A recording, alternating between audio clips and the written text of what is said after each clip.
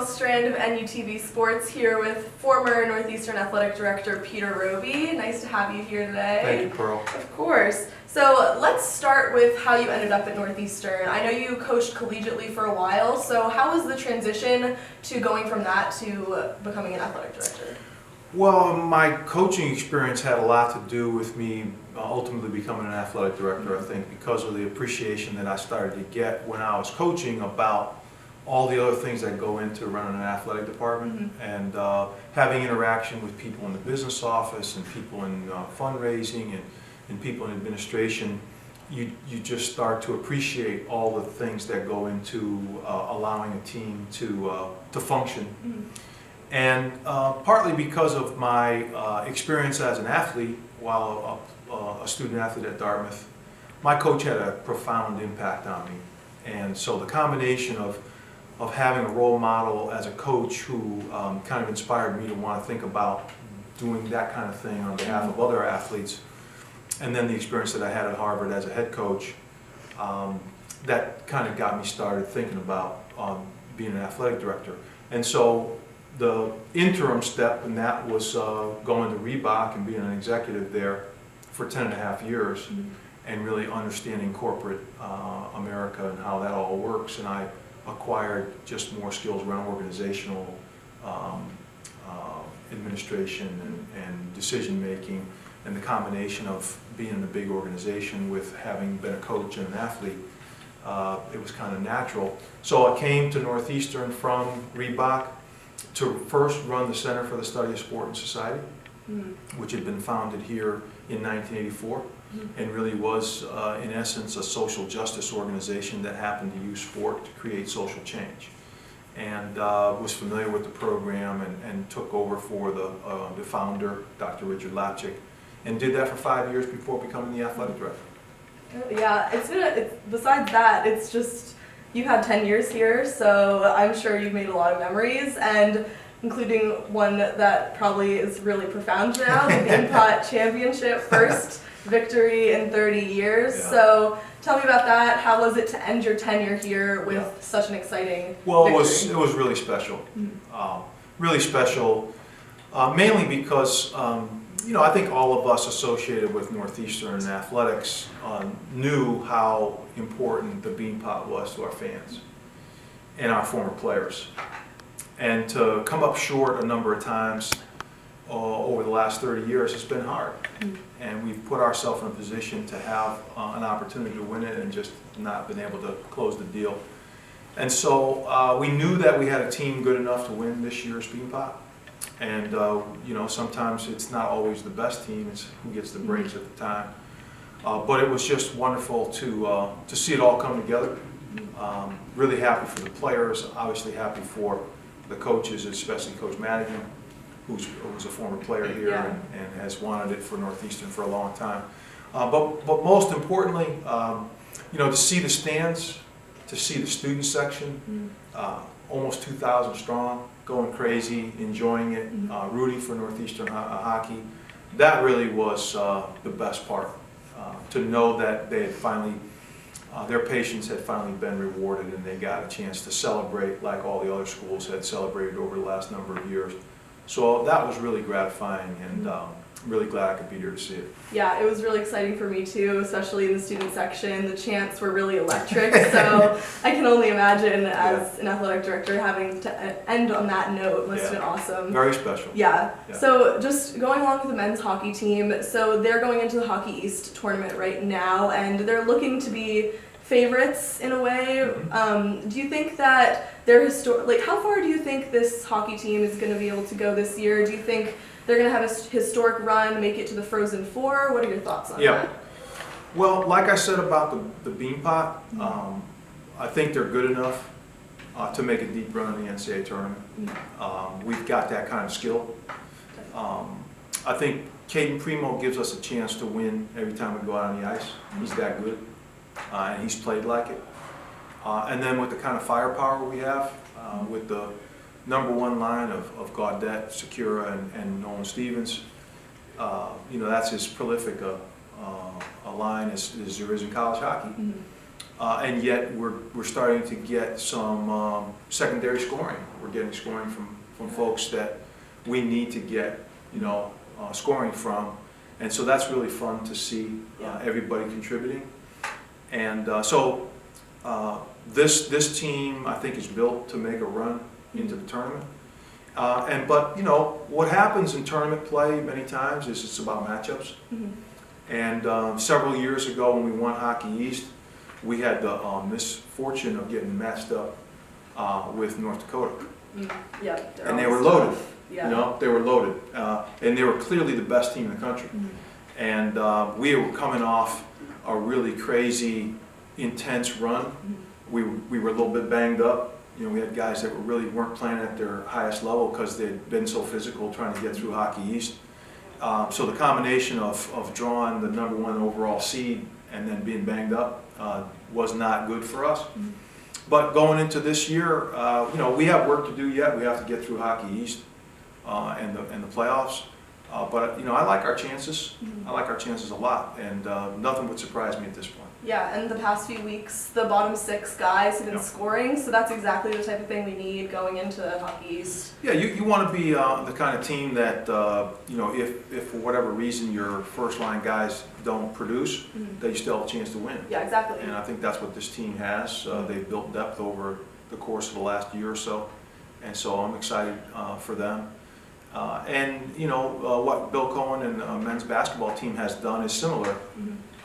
As great a year as Vasa Pusica has had as our leading scorer and potentially a Player of the Year candidate in the CAA, Sean Osius and Donnell Gresham Jr. and Thomas Murphy and Anthony Green. I mean, we have a lot of people that can score. Bolden Brace, Devon Begley. So you can't really key on one person. Maxime Borsico. We've got more depth than we've had in this program in maybe 10 years. And Coach Cohen has done an incredible job of meshing all that talent and finding the right roles for people. It's not always easy when you have a lot of depth to try to get people to understand what their role is and to put them in a position where they can be successful. But this is a great group. They accept their roles and they're thriving in it. Yep. And they want each other to be successful. So it's been a lot of fun to see both men's basketball and men's hockey playing at the level that they're playing. Yeah. And then our women's teams this winter. Women's hockey has had some of the best wins in the program's history, beating #1 ranked teams like Wisconsin and Boston College, and not too many people can say that they've beaten teams that good. Yeah, exactly. And it's just really nice to see them get through the quarterfinal. I think for the 8th straight year, they're going to the semifinals of Hockey East women's tournament. So it speaks to the consistency that Coach Flint has built in the program, and I'm really happy for them because it's been a challenging year for them, but yet they've hung in there and continued to play together. And women's basketball, I think I read yesterday that it's the most wins in the CAA that they've had with their 10 wins, and they're either going to finish 4th or 5th in the conference, and they're going to have a bye to the quarterfinal again. So, Coach Cole and Coach Flint have done really nicely with what they're doing with their teams, and so. Yeah, I mean, the joke that I had when we won the Bean Pot was that if I'd have known that all it was going to take for us to win the Bean Pot is for me to announce my retirement, I would have done it a long time ago. And so the teams are really playing well, and hopefully they're inspired a little bit by me heading out and wanting to send me off the right way, and if that's the case, I appreciate it. Yeah, and even Kendall Coyne is bringing Northeastern home a gold medal from, How about that? It's amazing. Yeah, we're really proud of, it's, we're like a little engine that could, with respect to how our athletes and teams have done. We don't always get all the attention that some of the other programs get, whether it's in Boston or nationally. But we're really proud of all the things that our athletes, both current and former, have done, and there's a lot of pride in being a Husky. Yeah, definitely. Yeah. So besides the Bean Pot, which I'm sure is up there in your best memories here, what do you think is your best memory at Northeastern? Yeah, you know, I've had that question posed to me a lot over the last few months as I've gotten close to retirement. And, you know, it's hard to have one memory be the ultimate memory. I mean, there's so much to be proud of over the course of a 10-and-a-half-year career as athletic director, not the least of which is the way our student athletes have performed in the classroom. You know, we've set records in terms of academic performance. You know, graduation success rate at 93%, highest in CAA, highest in schools history. 20 consecutive semesters of a GPA of 3.0 or higher on average across all of our 420 plus athletes. So, you know, being able to strike the balance of competing at a high level athletically as well as competing in the classroom, that's always been our goal, and so I'm really proud of that. Yeah. Being able to provide opportunities for athletes to go to places like Cuba and make history, which is what baseball and volleyball did over the break a year ago. Going to Dublin, Ireland and Belfast with swimming and diving this past break, the holiday break. Going to Belfast with men's ice hockey several years ago.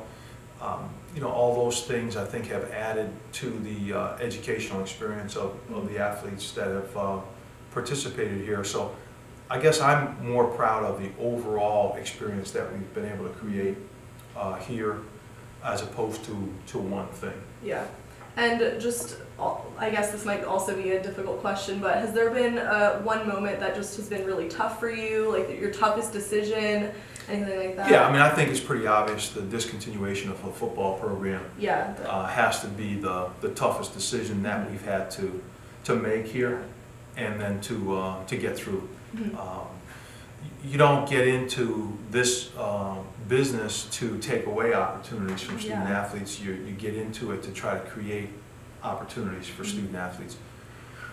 So that was a really difficult time in my career, but also certainly difficult for all the people that were impacted by it. So as much as it was difficult for me, it doesn't compare at all to how difficult it must have been for the athletes that had to sit there and hear me tell them that they weren't going to have football anymore. And so I didn't want to have to experience that again. But what I am proud of with respect to how difficult that was is the way in which we did it. I felt like we handled it as professionally, as compassionately as we could, despite how difficult it had to be for the families, the coaches, and the players. And I'm proud of the way Northeastern came together and kind of got through that. Yeah. So what are you going to miss most about Northeastern? Well, you know, I'm gonna miss the day-to-day interactions with student athletes, seeing them in the hallways in the facility, going to the practices, talking to them after, seeing them celebrate after games, being with them when they've lost and struggled, to try to console them and put some perspective around it. So those interactions on a daily basis, you know, I'll miss. I'll miss being with the coaches and trying to help them achieve their goals. But, you know, I'm hoping to stay connected, you know, as a fan, as a donor, as a member of the faculty here. You know, I hope to continue to have an interaction with students through the classroom, and that will keep me, you know, engaged and excited. I love Northeastern. You know, I'm a graduate of the School of the College of Professional Studies. I have a master's in leadership. I'm a parent of a graduate. My son Peter graduated both undergrad and graduate degrees. So, you know, my wife and I are committed to Northeastern, and we'll be around for a long time. That's great to hear. I was just going to ask how you're going to be staying involved, but I guess I'll get to my next question. So Northeastern's been part of your routine for 10 years now. What do you plan on doing with your retirement, I guess maybe in the near future? Because I'm sure looking ahead it's kind of... Yeah, so, you know, as you know, because I have you in class, I've been teaching undergraduate since the fall. I also have been involved in the Masters in Sports Leadership program as an instructor for the last 12 years, and I continue to do that in the summer. I have been involved with the NCAA around leadership development for almost a decade, helping aspiring athletic directors to think about what their role and responsibilities should be in that role. And so I've been facilitating a program with the NCAA for a number of years, and I look forward to doing that and potentially expanding what I do with the NCAA around that sort of thing. And then, you know, the university's been talking with me about how I might be able to stay involved with consulting with the College of Professional Studies and with the Professional Advancement Network. I haven't made any final decisions yet, but I know that whatever I'm going to do will have some involvement with Northeastern, in addition to working on my golf game and being my wife's second in the yard doing yard work. Yeah. So that's definitely on my radar. Thank you so much for your time. It's been great talking to you, and I'm sure you're going to miss Northeastern, I'm going to miss you, and I'm sure a lot of the student athletes are also going to feel the same way, or also are feeling the same way. Thank you very much. It's been a wonderful experience, and made a lot of great memories, a lot of great friends and colleagues, and I won't soon forget them. So thank you. Thank you so much. My pleasure.